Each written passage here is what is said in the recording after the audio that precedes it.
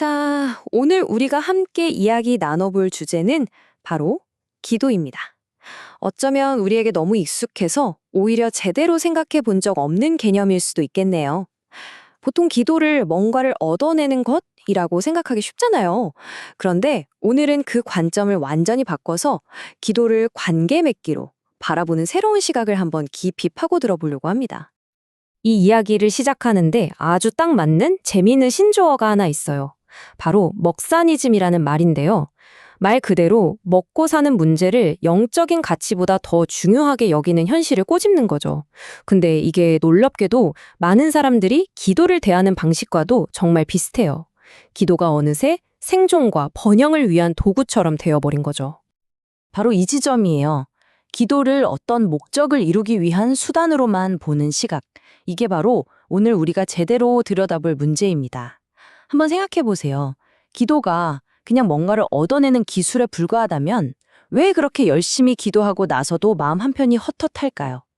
이 오해가 도대체 어디서부터 시작된 건지, 그 본질이 뭔지 한번 제대로 파헤쳐 보겠습니다. 이 오해의 뿌리를 따라가다 보면 의외로 단어 자체에 그 힌트가 있을지도 모릅니다. 우리가 쓰는 기도라는 단어, 한자로 보면 빌기, 빌도, 글자 그대로 풀면 빌고 또 빈다는 뜻이잖아요. 바로 이 단어 때문에 기도는 뭔가 애원하고 간청하는 행위라는 이미지가 아주 강해진 거죠. 하지만 오늘 우리가 살펴볼 관점은 전혀 다릅니다. 기도의 본질은 그게 아니라 오히려 신 앞에서 나 자신을 깊이 돌아보는 성찰 행위라는 겁니다. 기도가 이렇게 뭔가를 얻기 위한 거래가 되어버리면 그 결과는 생각보다 심각해요. 우리의 삶이 더 거룩해지기는커녕 오히려 더 욕심만 많아질 수 있거든요. 영적인 행위가 관계를 쌓는 게 아니라 응답받는 기술에만 집착하는 이기적인 행동으로 변질될 수 있다는 거죠. 자, 그럼 기도의 진짜 의미는 대체 뭘까요? 그 답을 찾으려면 이 개념이 처음 시작된 곳으로 거슬러 올라가 봐야 합니다. 바로 원어죠. 언어의 뿌리를 한번 따라가 보면 우리가 지금껏 놓치고 있던 정말 놀라운 통찰을 발견하게 될 거예요. 여기서 정말 흥미로운 걸 발견하게 되는데요.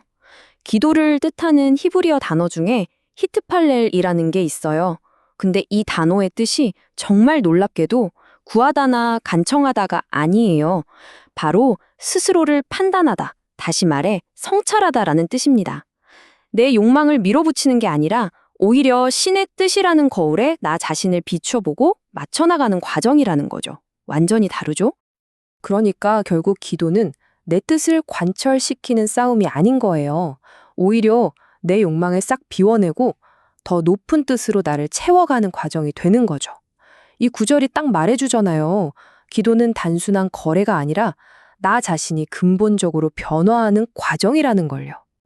이런 관점에서 보면 우리가 아주 익숙하게 들어왔던 기도에 대한 비유들이 있잖아요. 그게 완전히 다르게 보이기 시작합니다. 자, 먼저 한밤중에 친구를 찾아간 이야기부터 시작해 볼까요? 이 이야기의 진짜 핵심은 우리가 늘 생각했던 끈질김이 아닐 수도 있습니다. 누가복음에 나오는 이 유명한 이야기 다들 아시죠? 한밤중에 친구 집에 쳐들어가서 떡 3덩이만 빌려달라고 조르는 그 이야기요. 보통 여기서 핵심을 강청함, 그러니까 끈질기게 조르는 태도라고 배우잖아요? 그런데 말이죠, 바로 그 단어에 엄청난 비밀이 숨어 있었어요. 원문인 그리스어를 보면 아나이 데이안이라는 단어가 쓰였는데요.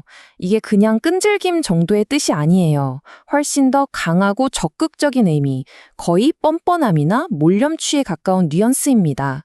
물론 이게 나쁜 뜻이 아니고요. 체면 같은 거 차리지 않는 아주 당당한 태도를 말하는 거죠. 이게 딱 어떤 느낌이냐면 어린아이가 부모님한테 막 조르는 거 생각하시면 돼요. 아이는 당연히 들어주실 거야 라는 부모와의 관계에서 오는 완전한 믿음이 있잖아요. 그러니까 부끄러운 거 없이 그냥 당당하게 요구하는 거죠. 이건 설득의 기술 문제가 아니라 아주 깊은 신뢰 관계에서만 나올 수 있는 그런 태도인 겁니다. 바로 이거예요. 여기서 모든 게 딱 맞아떨어지지 않나요? 이 비유는 이렇게 기도하면 응답받는다는 식의 기술을 가르치는 게 아니었던 거죠. 기도의 맨 밑바탕에는 이렇게 깊고 친밀한 관계가 깔려 있어야 한다는 걸 보여주는 겁니다. 비즈니스가 아니라 관계라는 거죠.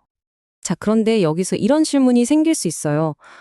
그럼 친밀한 관계만 있으면 다인가? 내가 뭘 구하는지 그 내용 자체는 중요하지 않나? 바로 이 궁금증을 풀어줄 열쇠가 두 번째 비유에 있습니다. 불의한 재판관과 과부 이야기요. 여기서 또 다른 중요한 통찰을 얻게 됩니다. 보통 이 비유 그냥 포기하지 말고 끝까지 조르면 된다. 이렇게만 생각하잖아요. 그런데 오늘 우리가 보는 관점은 좀 다릅니다. 이 과부의 진짜 힘이 그냥 끈질기게 매달리는 데서 나온 게 아니라는 거예요. 그녀의 주장이 가진 그 누구도 반박할 수 없는 정당성. 바로 거기에 핵심이 있었다는 거죠. 그녀의 그 끈기는 자신이 옳다는 확신에서 나온 거였습니다. 자, 그럼 이제 그림이 완성되죠? 기도의 두 가지 핵심이 나온 겁니다. 첫째는 친밀한 관계, 둘째는 정당성. 그러니까 기도는 깊은 관계를 바탕으로 하되 동시에 우리가 구하는 내용이 과연 정당한가를 계속해서 스스로에게 물어야 한다는 거예요. 내 기도가 그냥 이기적인 욕심일까? 아니면 정말로 정의롭고 옳은 것일까? 이걸 돌아봐야 한다는 거죠. 자, 그럼 정리해 봅시다.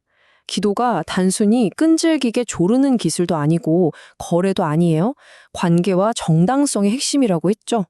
그렇다면 이 기도의 궁극적인 목표, 우리가 기도를 통해 정말로 얻어야 하는 건 과연 뭘까요?